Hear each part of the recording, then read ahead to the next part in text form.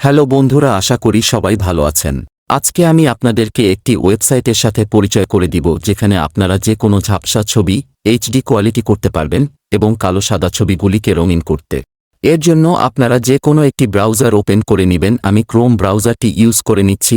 আপনাদের যে ব্রাউজারটি পছন্দই আপনারা সে ব্রাউজার ওপেন করে নেবেন। এরপরে আপনারা সার্চ অপশনে গিয়ে এখানে সার্চ কাট আউট নাম লিখে সার্চ করুন।